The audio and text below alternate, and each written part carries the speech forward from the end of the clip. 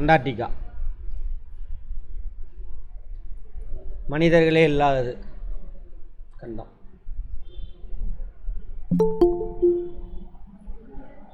அறுபத்தாறு டிகிரிக்கு உள்ள 66 டிகிரி சவுத் இருக்கு இல்லையா, அதுக்குள்ளே இருக்குது. என்னது 66 டிகிரி சவுத்து?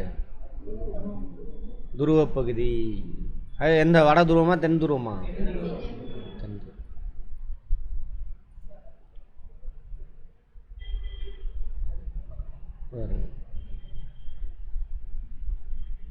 எந்த கண்டத்துலேருந்து பிரிஞ்சிருக்கு? South America.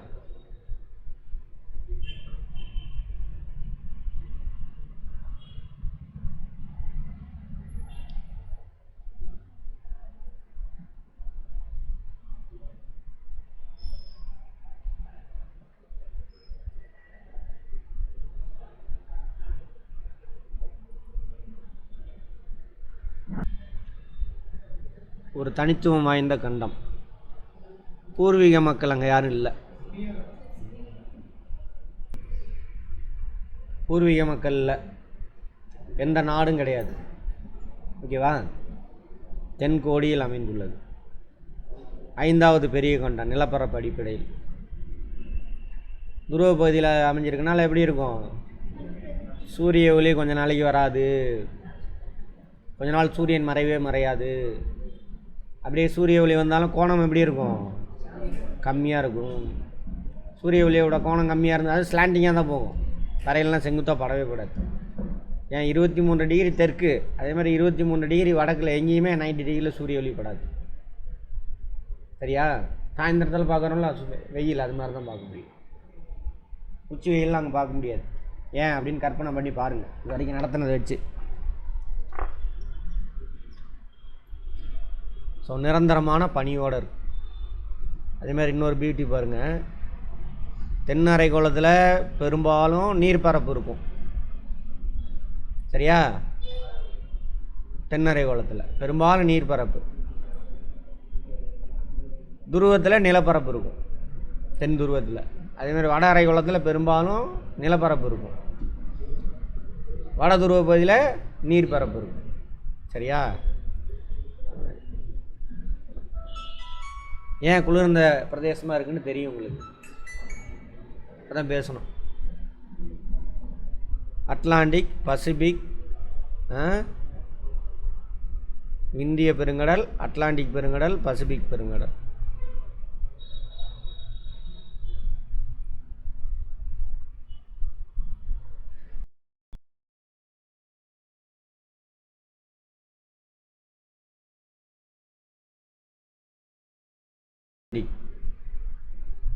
அடுத்து இது பசிபிக் பெருங்கடல்.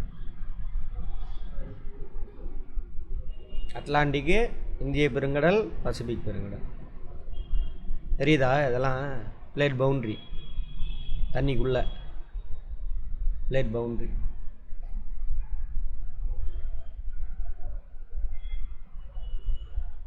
சொரியாக இருக்கிறது எல்லாமே என்னது? பிளேட் பவுண்ட்ரி தான். இதான் பசிபிக் நெருப்பு வளையம். உங்கள் மொபைல்லே இருக்குது, எர்த்து போட்டு பார்த்தீங்க அப்படின்னா எல்லாமே புரிஞ்சுக்கலாம். கிரீன் லைன் வேணாலும் வர வச்சுக்கலாம். இது மிட் ஓசியானிக் ரிட்ஜ், அட்லாண்டிக் ஓஷனில், கடலுக்குள்ள மலை பிரதேசம்.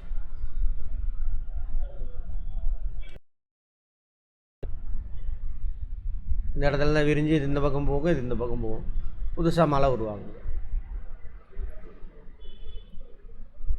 போன வாரத்தில் என்னென்ன இருக்குது? அங்கே வந்துச்சு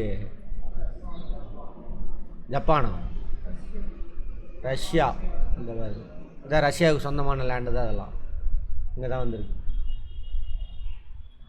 சுனாமி அடிச்சுது இங்கே. அங்கெல்லாம் சாதாரண, ஜப்பான்லாம் பிளேட் பவுண்ட்ரி தெரியுதா? ஜப்பான் ஒட்டி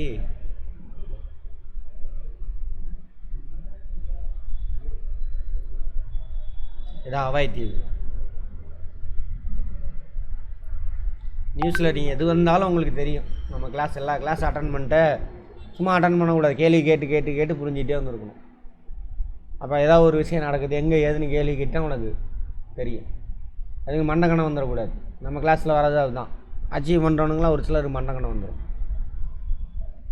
ஏன்னா மற்றவனோட அவனுக்கு நாலேஜ் அதிகமாக இருக்கும். உலகத்தில் என்ன நடக்குது ஏதுன்னு புரிஞ்சுக்குவேன், சொல்ல முடியும் உன்னால். மண்டக்கணம் வந்துச்சுன்னா வளர முடியாது. அதுக்கு மேலே முத்தி போயிட்டேன்னு அர்த்தம். இது 14 மில்லியன் சதுர கிலோமீட்டர் பரப்புடன் பூமியோட நிலப்பரப்பில் 9.3% இருக்காமாங்க.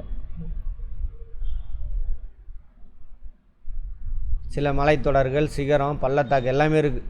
பனியாறு, பீடபூமி, எரிமலை எல்லாமே இருக்குது.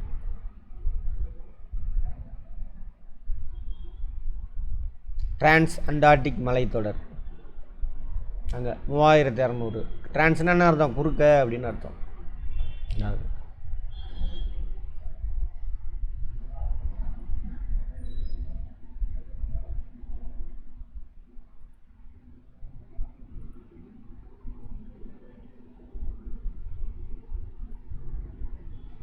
இந்த பாட்டு தான் வந்து தென் அமெரிக்காவோட கண்டினியூட்டி. இந்த பாட்டு இது பசிபிக் ஓஷன் அந்த ஏரியாவில் இருக்குது. பசிபிக்கு சரி, இதுதான் பசிபிக்கு. இது அட்லாண்டிக் வரும், இங்கே இந்தியன் ஓஷன் வரும்.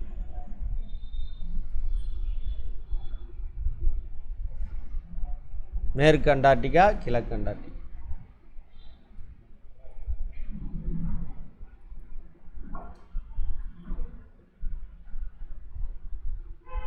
இது மேற்கு, இது கிழக்கு. இல்லை, தப்பாக சொல்லிட்டேன்.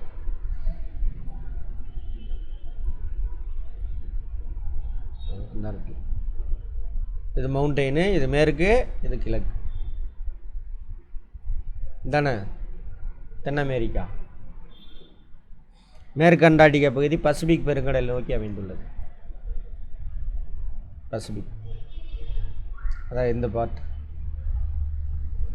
கிழக்கு இது வந்துட்டு இந்தியன் ஓஷன், இது அட்லாண்டிக்.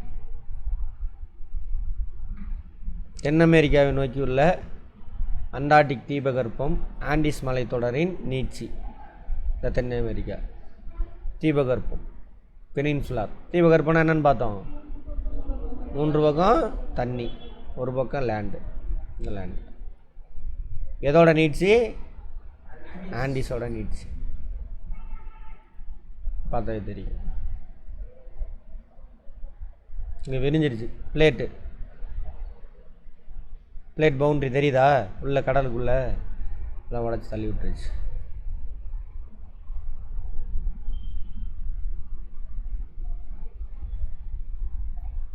நீட்சி ஓகேவா. எக்ஸ்டென்ஷன். உலகின் எந்த ஒரு நாட்டின் அறிவியல் ஆராய்ச்சியாளர்களும் அண்டார்டிகாவில் ஆய்வுகளை மேற்கொள்ளவும் தரவுகளை சேகரிக்கவும் அனுமதிக்கப்படுகிறார்கள். அதனால் அதுக்கு பேர் அறிவியல் கண்டம், சயின்ஸ் கான்டினென்ட். கிழக்கு அண்டார்டிகா பகுதி அட்லாண்டிக் மற்றும் இந்திய பெருங்கடலை நோக்கி அமைந்துள்ளது. இப்பகுதி ரோஸ் தீவில் அமைந்துள்ள மவுண்ட் எரிபஸ் ஒரு செயல்படும் எரிமலையாகும். பகுதியின் கிழக்கு அண்டார்டிகாவில்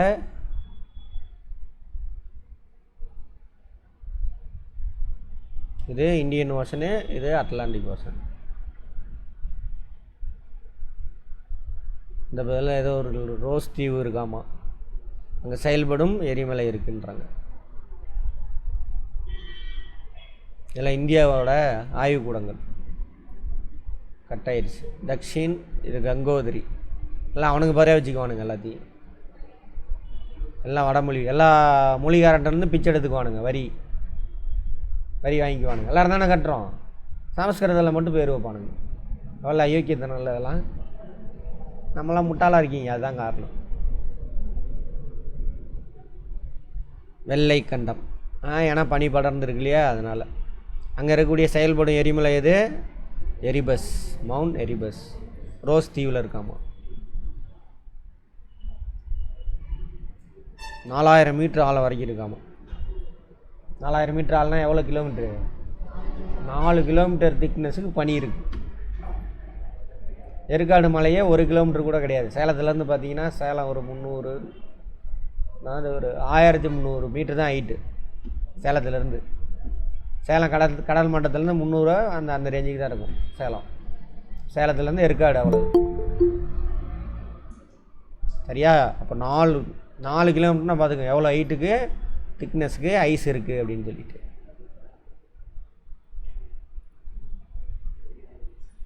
காலநிலை அங்கே என்னது ஒரே காலநிலை தான் இருக்க போகுது. அது வருஷத்தில் 3 மாதத்துக்கு சூரியனே வராது. அடுத்து இன்னொரு 3 மாதத்துக்கு என்ன ஆகும்? அது இந்த மையத்தில் இருக்குது பாருங்கள், 6 மாதத்துக்கு சூரியனே வராது. அடுத்த 6 மாதத்துக்கு சூரியன் மறையவே மறையாது. அந்த 66 டிகிரிக்கு உள்ளே போக போக நாள் இன்க்ரீஸ் ஆகிட்டே போகும்.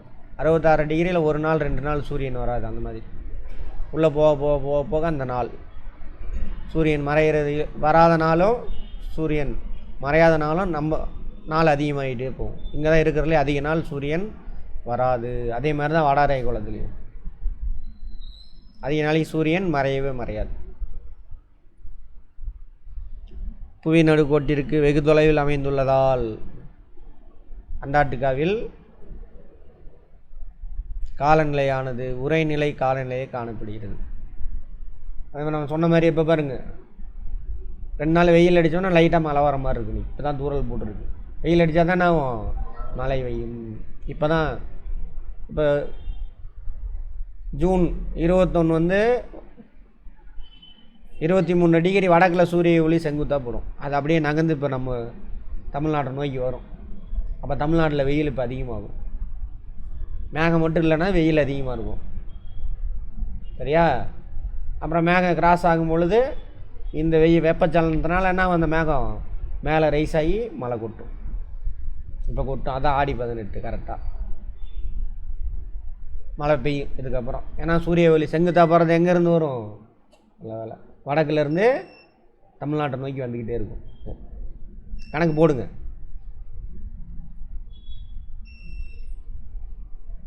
மார்ச்சில் இங்கேருந்து வரும். மார்ச்சா ஈக்குவேட்டரில் போடும். ஏப்ரல் மே தமிழ்நாடு கிராஸ் ஆகும். ஜூன் அங்கே போயிடுச்சு. வட இந்தியாவில் போட செங்குத்தா. திரும்ப என்ன அங்கேருந்து ஜூலை ஆகஸ்ட் இப்போ தமிழ்நாடு கிராஸ் ஆகுது. வெயில் அதிகமாக இருக்கும். இப்போ தென்மேற்கு பருவமாக அந்த மேகன்னா தமிழ்நாடு கிராஸ் ஆகி போகும். அப்போ அதிகமான வெப்பத்தை எடுத்துகிட்டு மேலே ரைஸ் ஆகி மழை கொட்டும். ஃபஸ்ட்டு ஜூன் மாதத்தில் அவ்வளோ பெய்யாது தமிழ்நாட்டில். சயின்ஸ் இல்லை புரிஞ்சுக்க ட்ரை பண்ணணும். இவ்வளோலாம் வேணாம், இதெல்லாம் கேட்க மாட்டாங்க. லைஃபுக்கு கேட்குறானா இல்லையா? நிறைய பேர் அப்படி தான் இருப்பாங்க. நிறையா நம்ம லைஃபு நம்மளை சுற்றியில் நடக்கிறது. அதனால் மனத்தடை போடாதீங்க முதல்ல. இந்த வேறு சென்ட்ரலில் ரொம்ப நாளாக படிச்சுக்கிட்டு இருப்பான், அவனுக்கு இதெல்லாம் தெரியாது, ஒரு மண்ணும் தெரியாது. அவன்கிட்ட போய் பேசுனீங்க, இதெல்லாம் கேட்க மாட்டான், இப்படிலாம் தேவையில்லை அப்படின்ட்டுவான். அவனை பார்த்து அவன் பின்னாடி போயிடாதீங்க இந்த செஞ்சு. சரியா? அவன் முட்டாள். கொஸ்டின் அண்ட் ஆன்சரை மனப்பாடம் பண்ண ஒரு வித்தியாசமான ஒரு பிறவியை உருவாக்கி வச்சுருக்கானுங்க. அவன் முன்னாடி போகாதீங்க தயவு செஞ்சு. உறைநிலை காலநிலையாக காணப்படுகிறது. மே ஜூன் நம்ம ஊரில் வடாரை குளத்தில் வெயில் காலம், கோடை காலம். இப்போ தென்னரை குளத்தில் எப்படி இருக்கும்? குளிர் காலம். சூரியன் வரவே வராது. மே ஜூன் ஜூலை குளிர்காலம். சூரியன் ஒருபோதும் இங்கு உதிப்பதில்லை. அங்கே சூரியன் வரவே வராது. இப்போ சூரியன் அங்கே இருட்டாக தான் இருக்கும். அப்போல்லாம் காலி பண்ணிட்டு வந்துடுவானுங்க. தென் துருவத்தில் வெப்பநிலை சுமார் -90 டிகிரிக்கு போமாமா. அப்படியாப்பா, -90. கோடை மாதங்களான டிசம்பர், ஜனவரி, பிப்ரவரி ஒருபோதும் சூரியன் மறைவதில்லை. தொடர்ந்து பகலாகவே இருக்கும். கோடைக்கால வெப்பநிலை 0 டிகிரி செல்சியஸ். அதுக்கு மேலே வராது, கீழே தான் இருக்கும். சூரியனே மறையாது, வெளிச்சம் இருந்துக்கிட்டே இருக்கும். பட் சூரிய ஒளியோட கோணம் 22 டிகிரி அந்த மாதிரி தான் இருக்கும். அதனால் என்ன ஆகாது, ஏதாவது மவுண்டைன் கியூண்டை இருந்ததுன்னா அதில் தான் மோதும். எல்லாம் ஸ்லாண்டிங்காக தான் போகும் சூரிய ஒளி.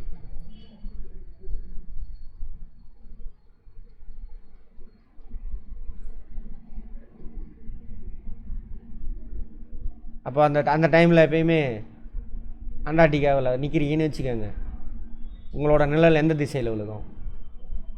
வடக்கா, தெற்கா, கிழக்கா, மேற்கா? தெற்கில் தான் விழுகும் நிழல் எப்பயுமே. வடக்கில் தான் சூரியன் போகும் அப்படி தென்பகுதியில். சரி, அது கேள்வி கேட்க ஆரம்பிங்க. இது என்ன கேள்வி கேட்டு புரிஞ்சுக்கணும். கடும் குளிர், பனி புயல், காற்று வீசும். அண்டார்டிகா உயர் அழுத்த மண்டலமா தாழ் அழுத்த மண்டலமா? உயர் அழுத்தமாக. குளிர்னா என்னவா இருக்கும், அங்கே வெப்பம் இருக்காது. அப்போ உயர் அழுத்தம். மேலேருந்து கீழே வளிமண்டலம் கீழே இறங்கும்.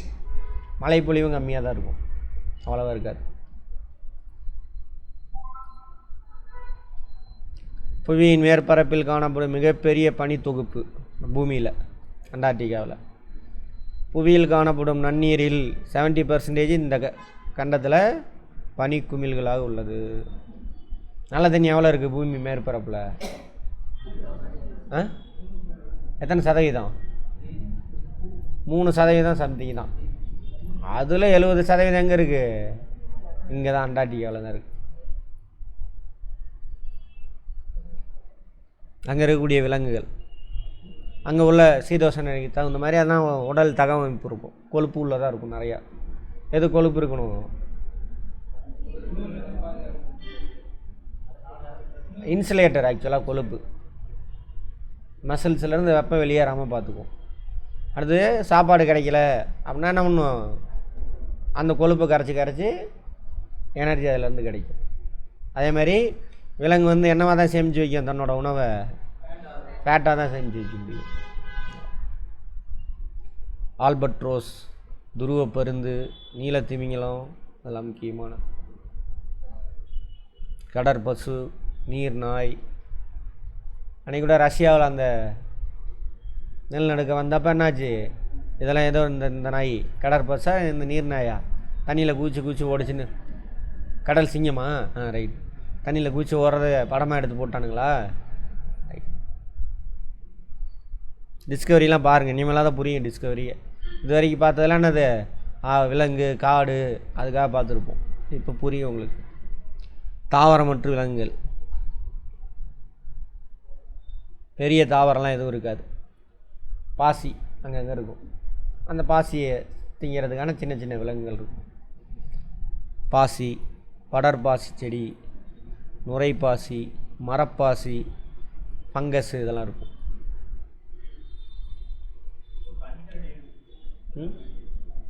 பனிக்கரடி இருக்கும். சில பாசி வகைகள் பனிகளற்ற கடலோர பாறை நிறங்களில் காணப்படுகின்றன. பிளாங்டன். யார் பிளாங்டன்னா? மீன்களுக்கான உணவு பாசிகள். பிளாங்டனில் 2 இருக்குது. தாவர பாசி இருக்குது பிளாங்டனில். தாவரமும் இருக்குது, விலங்கு இருக்குது. பச்சையாக இருக்கிறது தாவரம், பைட்டோ பிளாங்டன் அப்படிம்பாங்க. மரப்பாசி. செம்மீன்களான கிரில்ஸ் பெரிய திரள்களாக காணப்படுகின்றன. கிரில்ஸ்ன்னு சொல்லிட்டு இது அதை பிடிச்சி சாப்பிட்றது தான் இந்தவங்களாம் போவாங்க. கடல் வாழ் உயிரினங்களுக்கு உணவாக. அண்டார்டிகாவில் உயரமான சிகரம் வின்சன் மாசிப் சென்டினல் மலைத்தொடரின் தென்பகுதியில் அமைந்துள்ளது. லாம்பார்ட் பனியாறு உலகின் மிகப்பெரிய பனியாறு. வின்சன் மாசிப் சென்டினல் மலைத்தொடரில் இருக்காம.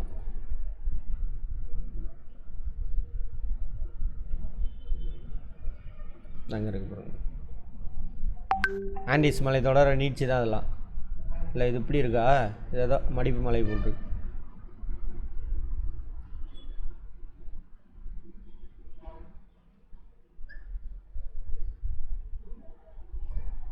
நீலத்திமிங்கலம், கடற்பசு போன்ற கடல் விலங்குகள். கடல் பறவைகளான பென்குயின், ஆல்பட்ரஸ், ஓலார்ஸ்குவா, ஸ்டவுட் அதெல்லாம் அங்கே இருக்குதாம்.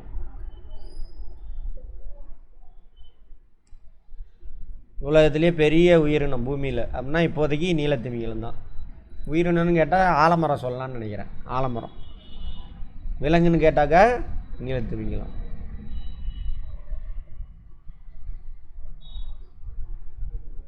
குளிர்கால நிலையை எதிர்கொள்ள தங்கள் உடலில் ப்ளூஃபர் எனப்படும் அடர்த்தியான கொழுப்பு அடுக்கினை கொண்டுள்ளது. ப்ளூஃபர் குளிர்காலத்தை தாங்கிறதுக்காக. பென்குயின் பறக்க இயலாது, ஆனால் பறவை. நீந்துவதற்கு பயன்படும் ஃப்ளிப்பர். சரியாக இறக்கையில் ஃப்ளிப்பர் நீந்துறதுக்காக.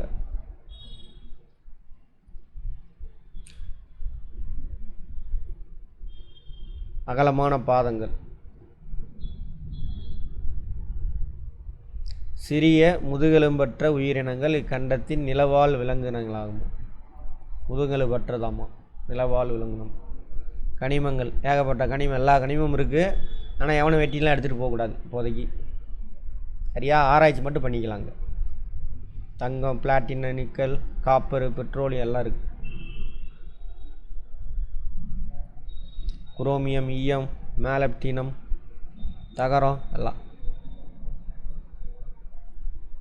யுரேனியம், துத்தநாகம் எல்லாமே கிடைக்குதுங்க. வெள்ளி, பிளாட்டினம், கோபால்ட், மேங்கனீஸு, டைட்டானியம் அதெல்லாம் இருக்கிறதுக்கு வாய்ப்பு இருக்குன்றாங்க. நிலக்கரி, ஹைட்ரோ கார்பன் இருக்குது, கம்மியாக இருக்குது. ஏன் கம்மியாக இருக்குது?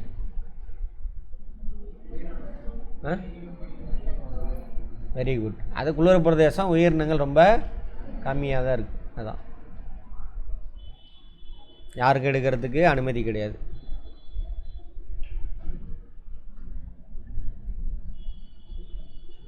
அண்டார்டிகாவுக்கான பயணமா? சரி. மைத்ரி இந்தியாவோட ஆராய்ச்சி மையம்.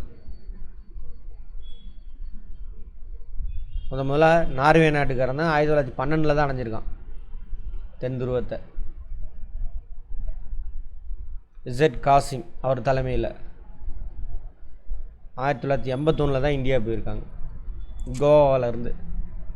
ஜனவரி. இங்கே குளிர்காலமாக, அங்கே கோடை காலம். 1982 அடைஞ்சிருக்காங்க.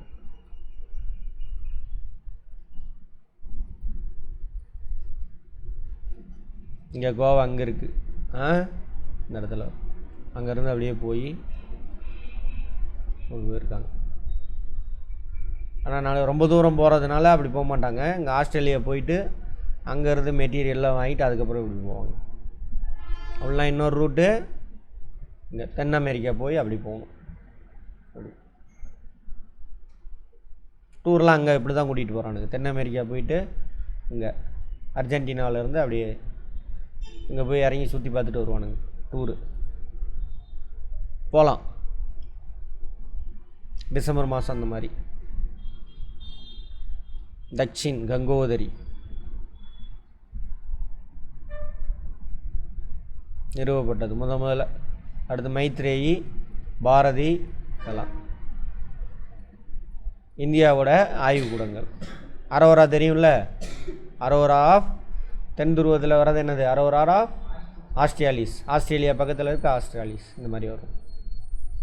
எந்த அடுக்கில் உருவாகும் இந்த மாதிரி? ஐனி எடுக்கா? சரி. அலாஸ்கா. இது அலாஸ்காவில் எடுத்து போட்டிருக்கானுங்க. வட அரைக்கோளத்தில் உள்ளது. வட மற்றும் தென் காந்த துருவங்களுக்கு அருகில் இயற்கையில் தோன்றும் பிரகாசமான இளஞ்சிவப்பு, சிவப்பு நிற, பச்சை நிற ஒளியின் கலவை. நம்மளுங்களாக இருந்தால் என்ன பண்ணியிருப்பானுங்க? இங்கே ராமர் பச்சையாது. ஆமாம், ராமர் வந்துட்டாருன்ட்டானுங்க. இது சீதைன்னு இருப்பானுங்க. சகப்பாக இருந்துன்னா சிவன் இருப்பானுங்க. பூமுட்டைனுங்க. சரி. இன்னும் 2000 வருஷத்துக்கு பின்னாடியே இருக்கிறானுங்க. ட்ரெஸ்ஸு மட்டும்தான் இப்போ உள்ள ட்ரெஸ்ஸு. திங்கிறது ட்ரெஸ் மட்டும் இந்த காலத்தில் உள்ளது. அவனுங்க பைக் ஓட்டுறது இதெல்லாம் யூரோப்பியன்ட்டு கற்றுக்கிட்டான். மற்றபடி நம்மளை எப்படி தயார் பண்ணி வச்சுருக்கான்? 2000 ஆண்டுக்கு முன்னாடி எப்படி முட்டாளாக இருந்தோமோ அதே மாதிரி தான் இருக்கும். நாலேஜ் அவ்வளோ தான் இருக்குது. ஆமாவா? என்னென்னமோ கண்டுபிடிச்சிட்டான். பெட்ரோல் எப்படி எரியுதுன்னு என்னன்னு தெரியாது நிறைய பேருக்கு. வீட்டில் எத்தனை நாள் ஃபேன் ஓடுது, லைட் எரியுது, அது என்னடா எலக்ட்ரிசிட்டினா என்னடான்னு கேட்டால் தெரியாது. உங்கள் தப்பு இல்லை, அந்த மாதிரி ஒன்று செட்டப் பண்ணுங்க. அப்போ தான் அவனுக்கு அடிமையாகவே இருக்கலாம். யாருக்கு? ஆமாம், இந்த சொன்னோம்ல இந்த மொழி கதை இதெல்லாம். இவ்விளைவானது சூரியனிடமிருந்து வரும் மின்னூட்ட துகள்கள் வளிமண்டல மேலடுக்குள்ள அணுக்களுடன் வினைபுரிவதால் உண்டாகிறது. மின்னூட்ட துகள்கள் எலக்ட்ரானை தான் சொல்கிறானுங்க. அங்கேருந்துலாம் எலக்ட்ரான்லாம் வராது. சூரிய ஒளி வருது, அயனி அடுக்கில் எப்படி இருக்கும்? அயனிகளாக இருக்கும். அந்த அடுக்கில் நடக்குது. அதோட ஓகே. Aurora of australis. அயனின்னா என்னன்னு பார்த்தோம். ரைட். ஒரு ஆட்டமோ அல்லது மாலிகுல். நம்பர் ஆஃப் புரோட்டானும் நம்பர் ஆஃப் நியூட்ரானும் எப்படி இருக்காது? சரி, நம்பர் ஆஃப் புரோட்டானும் நம்பர் ஆஃப் எலக்ட்ரானும் ஈக்குவலாக இல்லை அப்படின்னா அது அயனி. அடுத்து தென் துருவ ஜோதி. ஆமாம், சரி. சரியா? வட துருவத்தில் அரோரா ஆஃப் போரியாலிஸ் அப்படிம்பாங்க. வட துருவத்தில் எந்தெந்த நாடெல்லாம் இருக்குது? நார்வே, ஸ்வீடன், ஃபின்லாண்டு, ரஷ்யா, அங்கெல்லாம் பார்க்கலாம். அப்புறம் கனடா, இங்கே அதெல்லாம் அலாஸ்கா எந்த நாட்டுக்கு சொந்தம்னு பார்த்தோம்? யுஎஸ்ஏ. நியூசிலாந்தில் பக்கத்தில் தானே இருக்குது, அங்கேருந்து பக்கத்து நாடு நியூசிலாந்து.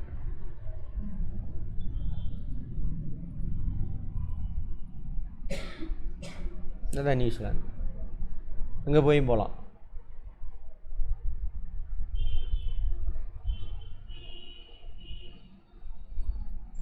பாக்லாந்து தீவு அவனுக்கு நியூசிலாந்துக்கு சொந்தமான தீவு. அவ்வளோதானா?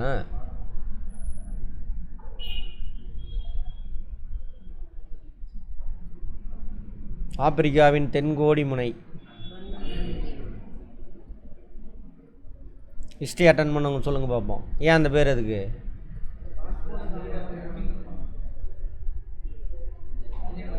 வாஸ்கோட காமாவா? இந்த இதான் நன்னம்பிக்கை. இந்தியாவுக்கு நம்புவாங்க, கடல் வழி கண்டுபிடிக்கணும் யூரோப்பியன்ஸ் விரும்புவாங்க.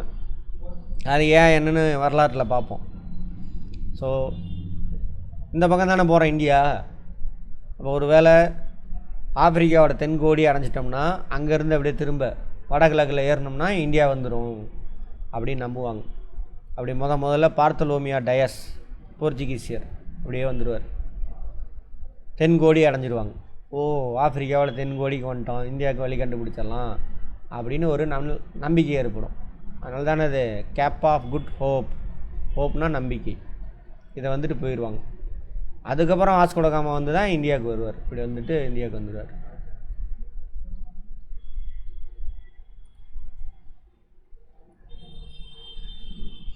எகிப்திற்கும் சினாய் தீபகற்பத்திற்கும் இடையில் ஒரு நிலச்சந்தி வழியாக உருவாக்கப்பட்ட செயற்கை கால்வாய் எகிப்து. எது? சூயஸ் கால்வாய், சூயஸ் கேனால். தெரியுதா? அதான் இது வரைக்கும் இருந்தது கடல் தான் இது. இந்த இடத்துல சூயஸ் இஸ்துமஸ். இது ஆக்சுவலாக இது என்ன நதி? நைல் நதி. பாருங்கள், உலகம் எங்கே கொண்டு வந்து நிறுத்திட்டானுங்கன்னு லைவாக தெரியுது. அப்படியே டெல்டா இது. எதோட டெல்டா? நைல் டெல்டா, மத்திய தரைக்கடல்.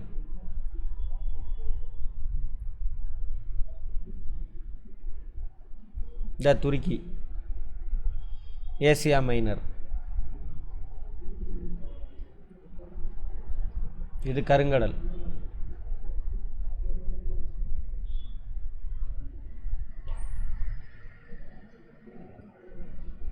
தெத்தீஸ் கடல் இதுவான்னு தெரில, பார்ப்போம். இது காஸ்பியன் கடல். இங்கே தான் உக்ரைன் இருக்கும். உக்ரைனுக்கு அவனுக்கு சண்டை நடந்துட்டு இருக்கு ஏரியா, இந்த ஏரியா.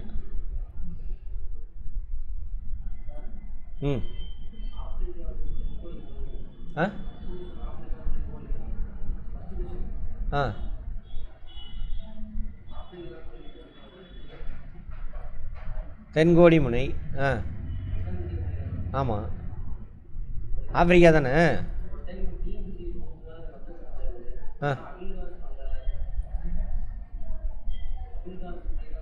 அகுல்காஸ் முனியா?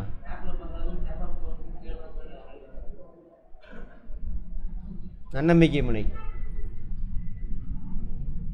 அதுதான் எனக்கு தெரிஞ்சதுதான் இந்த இடம்.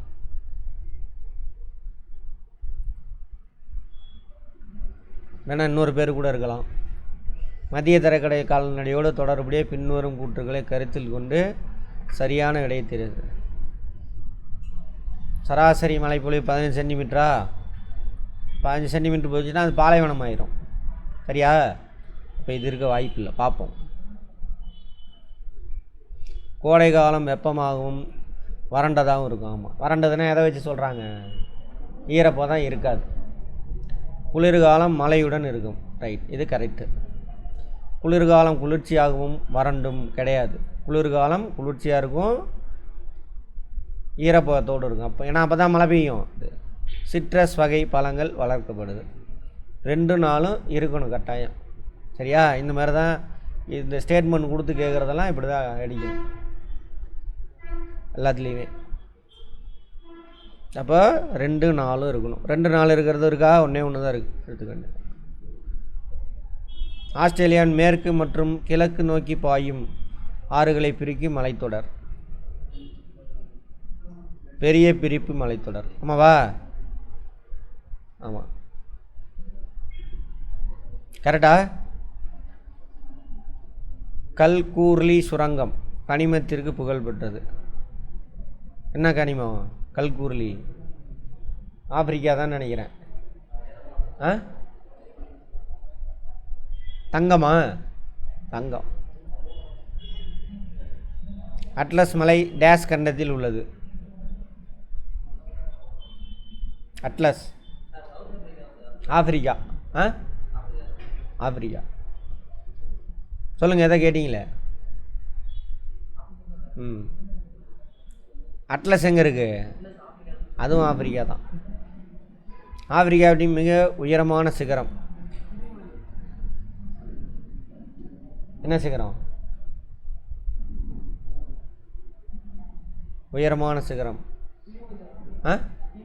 கிளிமஞ்சாரோ. ஆஸ்திரேலியாவில் அதிகம் காணப்படும் மரம் யூக்கலிப்டஸ். ஆஸ்திரேலியாவில் மிதவெப்ப மண்டல புல்வெளி டேஸ் என அழைக்கப்படுகிறது. டவுன்ஸ். மிதவெப்ப மண்டல புல்வெளி. அண்டார்டிகாவில் நிறுவப்பட்ட முதல் இந்திய ஆய்வு நிலையம்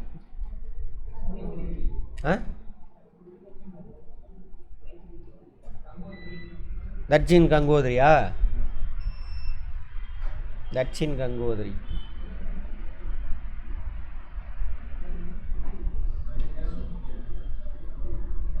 தட்சின் கங்கோத்ரி. பாருங்கள், இந்த விஷயம்லாம் நிறைய பேர் சூடு சொரணியே இல்லாமல் இருக்கிறானுங்க. அது நம்ம மக்கள் இருக்கானுங்களே, தமிழ்நாடுங்க பாதி. ஏன்னான்னு கேட்டால் அவனுக்கு பிடிக்காதவன் அந்த நம்ம மொழியை பாராட்டுறானா? ஆமாம், அந்த கட்சி அதனாலே என்ன பண்ணுறது, இவனுங்க பூந்தியை தேடி ஓடுறானுங்க, இத்து போனவனுங்க. அப்படி இந்த எம்ஜிஆர் ஃபேன் குரூப் இவங்களாம் இருக்காங்கல்ல அவனுங்க. ஏன்னான்னு கேட்டால் டிஎம்கே அங்கே சப்போர்ட் பண்ணுறான். நம்ம டிஎம்கேவுக்கு மொழிக்கு என்ன இருக்குது? இது நம்ம மொழி. சரியா? நீ கட்சியெல்லாம் கடந்து தான் அதை மொழியெல்லாம் போட்டெல்லாம் வேணாம். தாய்மொழியில் படித்து அறிவாளியாக இருப்பான், அவ்வளோதான். அடுத்தது கிரில். கிரில் என்னது? பின்னாக்கல். பினாக்கலா? பினாக்கல் என்னது அது? சுண்ணாம்பு பாறை தூண். எங்கே? ஆஸ்திரேலியாவில். கிரில் சிறிய செம்மீன். நெருப்பு கோழி ஐரி ஏரி. எங்கே? ஆஸ்திரேலியாவாக தான் இருக்கணும். புவியின் அணிகலன் கோட்டுக்காடுகள்.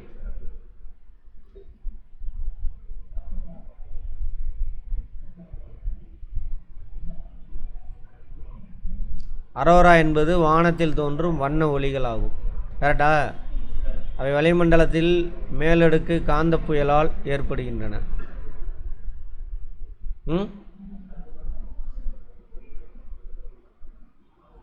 இது மட்டும் கரெக்டு. ஆப்பிரிக்காவின் நிலவியல் தோற்றங்கள் ஒரு முக்கிய அம்சம் பெரிய பிளவு பள்ளத்தாக்கு ஆகும். கரெக்டா? ஆமாம். புவியின் உள்விசை காரணமாக புவி மேற்பரப்பில் உண்டான பிளவு. ரெண்டுமே கரெக்டு. அவ்வளோதான். அவ்வளோ பெரிய பாடத்துக்கு கொஸ்டின் கம்மியாக தான் இருக்குது. சரி, இதோட கண்டங்கள் ஓவர். திரும்ப திரும்ப பார்த்தீங்கன்னா ஞாபகம் வந்துடும். பார்த்து பயப்படாதீங்க தயவு செஞ்சு. கேள்வி கம்மியாக தான் வரும் சார், இதுக்கு இம்பார்ட்டன்ட் கொடு, அதுக்கு இம்பார்ட்டன்ட் கொடுன்னு யூடியூப்லாம் அவன் கதையாக அடிச்சிட்டு இருப்பானுங்க. அதெல்லாம் பார்க்காதீங்க. திடீர்னு இதில் அதிகமாக கேட்பான், இன்னொன்றில் கம்மியாக கேட்பான். அடுத்த தடவை அப்படியே மாற்றி கட்டுருவானுங்க. சரியா? அதேமாதிரி சயின்ஸுக்கு ரொம்ப கம்மி சார், படிக்கவே வேண்டாம். சயின்ஸ் லைஃபுக்கு தேவை, படிங்க தயவு செஞ்சு, புரிஞ்சுக்கங்க. அப்போ தான் ஏமாற மாட்டீங்க. ஏமாறாமல் இருக்கணுன்னா என்ன வேணும்? அறிவு வேணும்.